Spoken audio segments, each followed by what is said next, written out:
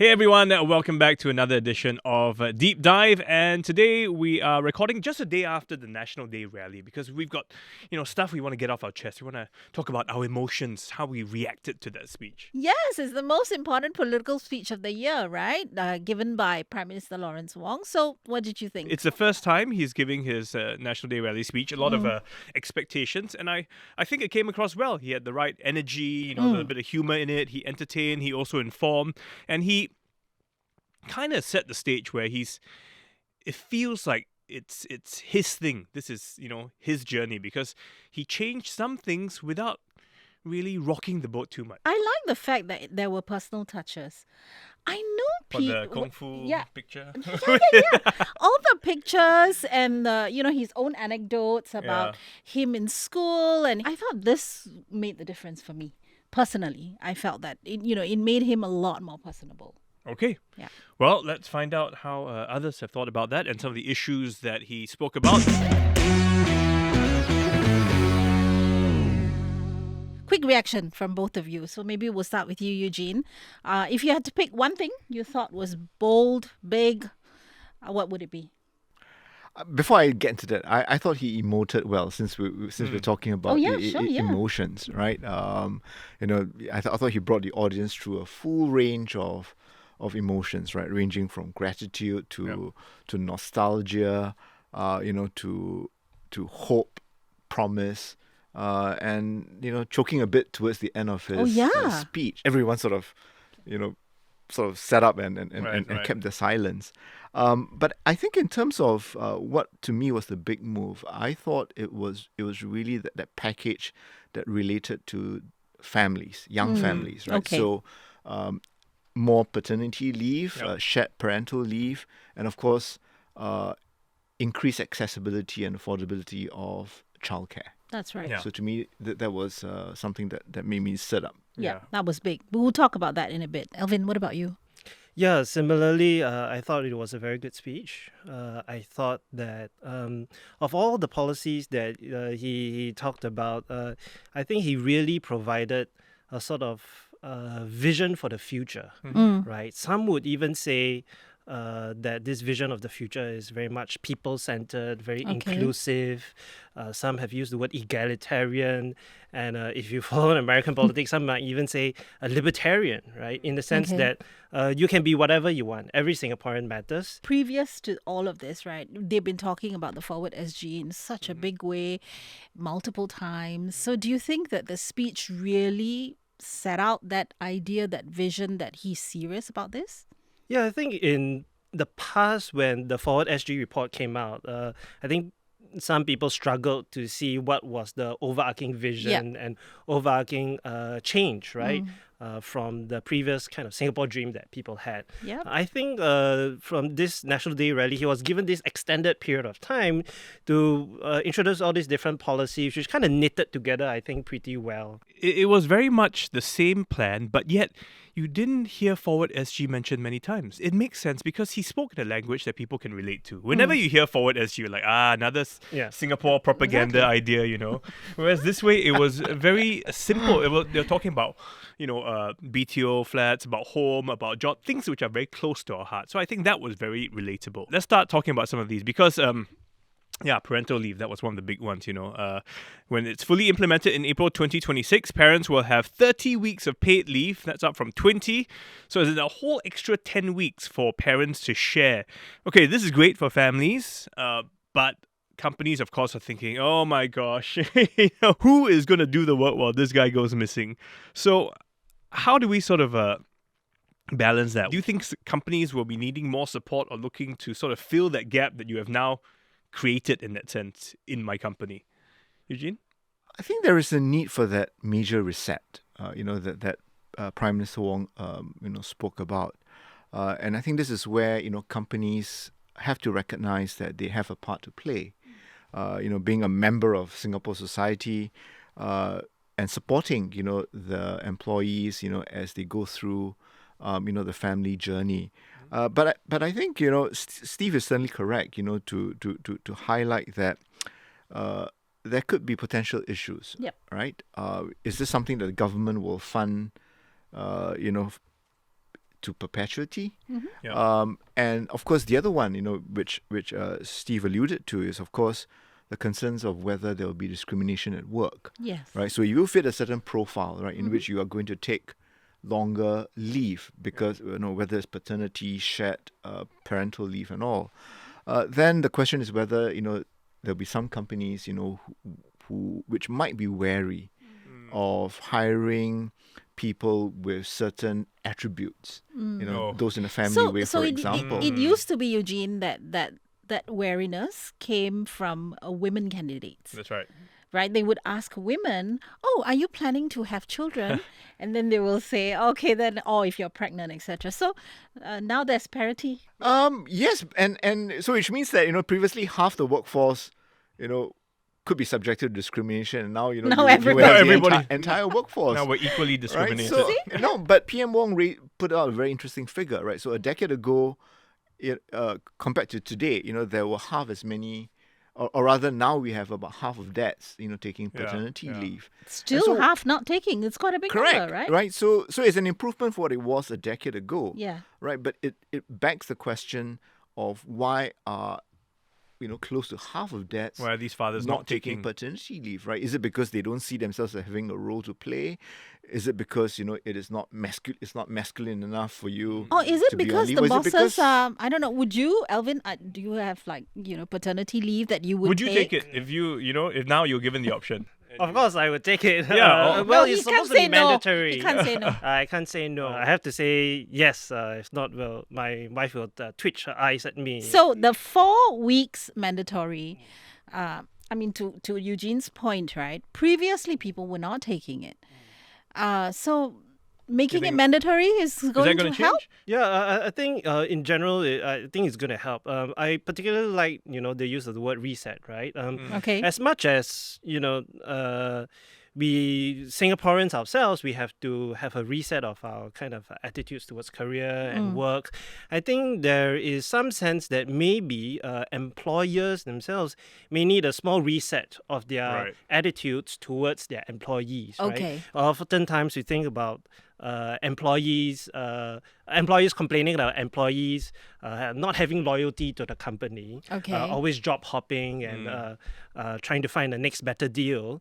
Maybe we could shift the attention to maybe some employers need to have better loyalty to their employees, to commit to, say, rehiring them, not firing them if they subject them to discrimination, if they do end up taking all these paternity and maternity leave. But you know what? At the end of the day, I think if you're a good worker, you're a good worker. Whether you have time off or not, you will find a way to ensure that you are still in touch with, your company, what's going on. I think flexibility is key. For me, the whole idea is that you don't have to take all 4 weeks back to back.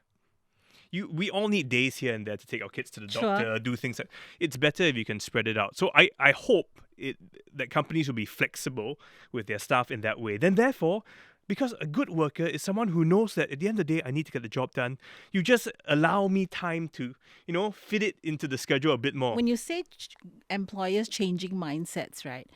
What does this entail? Does this entail completely relooking how we, how structures at work? So does it mean I should anticipate that at some point in time you will disappear for 4 weeks from the job, and I have a backup plan to resolve that, right? Yeah. Well, I mean, they will need that, but then I think, as Steve has pointed out, I think we do have many people at work, who are responsible enough, to recognize that they can't completely check out. Mm-hmm. Yeah.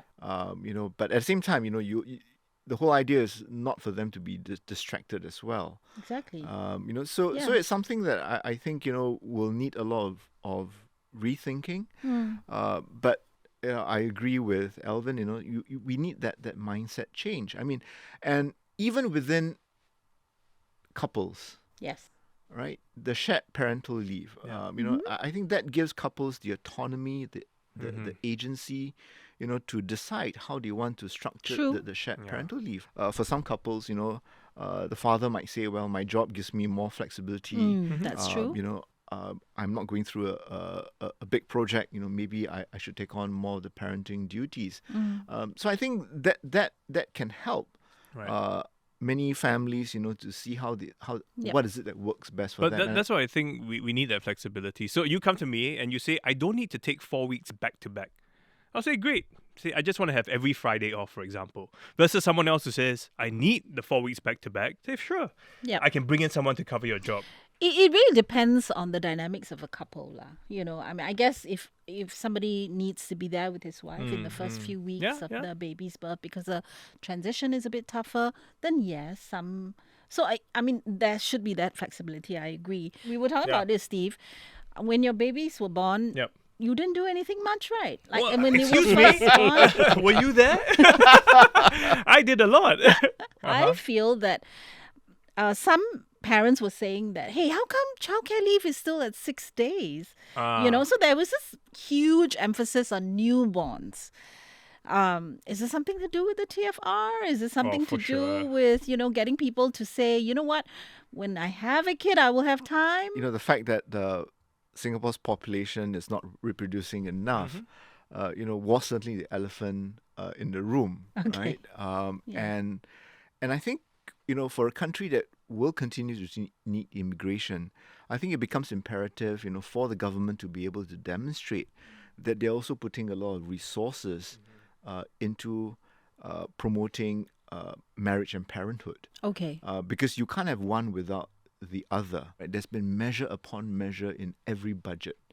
But it seems to have an inverse relationship, right? That's the more right, you do, to promote parenthood and all, the TFR, the total fertility rate, seems to go down. Yeah, total fertility rate. That's right. Yeah. So, but I think there is the recognition that they need to continue to persevere. I mean, if you have kids who are, a little bit older, that's when you need more of your leave, right? They fall sick, they need all their immunizations, etc. So, I mean, hopefully that will... It'll be next year's NDR. I suppose you have to do it incrementally. That's right. Because, you have employers who... I mean, the Prime Minister did allude to how employers are concerned about the cost concerns at one level, right? But I think that there are the others, such as how do you ensure that they have enough hands on deck? Yeah. And so I think they didn't want to lay it, put undue pressure. I think not yet. Yeah, also employers. Something to note is that the shared parental leave is also staggered, right? It's not all going to happen tomorrow. Yeah. It's until 2026, right? So it also gives everyone time, employers, etc. Now let's talk about the other big thing. Yeah. The gifted education program. Anyone here? Were you guys in the were you guys program? in the GP? There wasn't a GP program when I was in school. So Okay. No, I wasn't part of the GP program at all. MOE has explained quite clearly that this is not a removal. It's a revamp, right? A refresh. Same, okay, but it's different. been around for 40 years. So just for our audiences, right? So it's only about maybe 1% of the entire cohort that are funneled into 9 schools. And this is the gifted education program, in case you're That's wondering right. what is GP. So now what's going to change is that it will not be funneled to just the 9 schools. Every school will have a program for high ability students. Okay, first question. Do you think this was a sacred cow? I don't necessarily think so. As you said, it's a revamp. So I don't necessarily think it's a sacred cow. You are dispersing the resources across to all primary schools rather than concentrating in a few primary schools. Again, that sounds like a bit more egalitarian distribution of resources. But for a program that isn't, that's still quite small, right? Impacts a smaller number of people, you would say. For instance, I mean, just for, comparison, the PSLE would have affected. No, I don't think it is a sacred cow. I think, there will still be, a program for high ability students. Yeah. And there is a precedent, right? So the Prime Minister, for example, spoke about how, in secondary school, right, they move from selected schools to what is called a school-based GP program. And essentially they're translating that, to the primary school level, right? So again, I agree with Elvin. It comes across as being more egalitarian, more inclusive. If there's so many good things about a scheme like this, why not scale up the scheme? So that more students can benefit. But for me, it's also the question of whether there are adequate resources, right? Because you're trying to talk about handling, teaching, students with high ability, and they all come with different needs as well. Of course, and of course, the other one really is whether that will increase the competition in schools, right? Because now in every school, there parents or students may say, I want to get into that particular program. So the question that I had as a parent of kids who went through the system is that, see, the old system, everybody sat for the same test, and then the 9 schools were clear to parents. This was the resources, these were the teachers, this was the program. But now if it's every school, so for instance, if it's a school in Sembawang or Punggol or whatever, going into the high ability, would they be the same as a school like ACS or RGPS? You understand what I mean? Yes, I think in some schools, getting into that program would be more competitive. Are you saying that the resources, Crispy, that will be different at different schools? I'm wondering, whether parents would ask this question of, is the kid teaching my high ability kid, my high ability child, as good as the ones who've done the GP program for 40 years in a branded name school, in a non-brand name school? Yeah, so they'll still be comparing, right? They'll still be comparing, but in that case, no matter what you do, they will always be comparing. Right? Okay. And that's typical of us.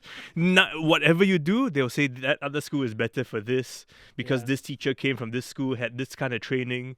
Yeah. So maybe they would have to take all the best teachers from those 9 all schools the GP and teachers. distribute them out. How's that? Yeah, take all the GP teachers from 9 schools, distribute them out to all the primary school. Maybe every primary school has 1 GP teacher. How's that? Sounds like a I mean, and because what they do now is, I think for quite a few years, they've been taking principals from some of these so-called elite schools and move them around. Yeah. So, Absolutely. I think so. So I think the devil's in the details, right? The devil's in the details, and the question of, whether the revamped scheme, would look as good as the Prime Minister made it out to be, and I think that's something that many parents will be keeping their eyes on. And actually, I went to the normal stream in Sec 1, and you did feel different. People looked at you differently because there was that label hanging on you. Yeah. So I'm glad we've kind of moved away from that. Although someone did quip, right, that we now have streaming at the highest level, right? Because everyone wanted to be streamed into this high ability program. And there's a talk about whether that it will result in more competition, right? Because students and parents will say you should try to get into this high ability that's program. Parents. But I think it's a good thing. I really liked it. Of all the things that was announced at the rally, I thought this was really quite something. I mean, because it's been around for so long. And I'm not sure of the details because I also don't pay attention to what the kids do in school. But I know that they are funneled based on for all their subjects. Like they have to be good at everything. Like they have to be smart at everything. Whereas now, because of the you can be stupid in some things. Yes, like they could be great at English and not so good in math, and they would be in the higher ability English class. And it should be because if you love music, you're really good at it. Exactly. By all means, go for it. Okay, so to me, this is the crux of it, right? PM Wong says it's not just policy. Policy only goes this far. The main thing is the mindset change, right? I'm sure we all agree on that. But really, how long do you think this will take? To change mindsets? Yeah. Wow. Oh, I don't know. It could take a generation, even, right? Yeah. But I think we need to make a start somewhere. Yes. Right. We need to get it moving. Because we need to reduce, the pressures in our schools, right? National exams, shouldn't be about an arms race, right? People shouldn't see it as being a high stakes exam. Yeah. And it's really about learning at a pace that's comfortable for you. Yeah. And we all as parents, we all know that children bloom and blossom at different ages. Of course. Yeah. Right. And there shouldn't be one exam that defines you for life. You should not have to stop work when your kid is in primary 6 because you just create more stress at home for the poor kid. That's true. Yeah. It's more stressful. Okay. Yes. I think it's also going to be an alignment of various incentives and policies to gradually change people's behaviors and so-called mindset, right? eventually get that cultural change. So you need to have all the incentives aligned in place. The policy must reinforce certain kind of behaviors and certain kind of attitudes. The people themselves must move towards a more kind of a less competitive mindset. And then once everything aligns, gradually over time, that cultural change happens. As they always say, happy family, happy life. So if your family, is good, you're flourishing there, then every other aspect of your life is that much better. So I think this is an ecosystem that will take some time to change, but if you talk about changing mindsets, we start with the young and them now these people having their kids, if they can raise their kids in a less stressful environment. Yeah, but I also think parents are, they also wait to see what the results are. So if you tell me my child can go into an alternative path and have a good runway, comfortable, can make money, is happy, stop being so kiasu. Stop worrying about what others are. Don't just wait for someone else try it first, then I'll try it. Come on. It's not so easy to say, but I think that they also look at the outcomes for their children. I think that's fine. That's fair. That's what all parents would do, right? Yeah, well, I think the Prime Minister's, as he tried to do since he came into office, is to say, well, I was rather average in school. I mean, he, look at me, I turned out okay. He didn't attend the GP program, and now he's a Prime Minister, right? Yeah. So, I think it's also parents needing to have faith in the system, right? We all tend to laugh when someone says every school is a good school, but I think when you look at the quality of our schools today, we look at how. At the university, that I teach, and I'm sure Elvin would agree, you see students coming from a variety of schools. Right. That I think that speaks to, how good the system already is. So you may not have done well at an earlier national exam, and there is no guarantee that if you come from a very popular top school, that you would graduate with top honors. So I think it's really that's great. The beauty of the system that we sometimes don't appreciate enough. Yeah. No, I mean I'm sure you have poly students, right? Yeah, I have a lot of poly students. They make it to university and they do very well. I think parents need to have also more faith in their own children that they will do well in the future without being ultra anxious and competitive. And maybe also parents need to have more faith in society, that society will reward what their children eventually want to do, be it like a chef or be it a sportsman.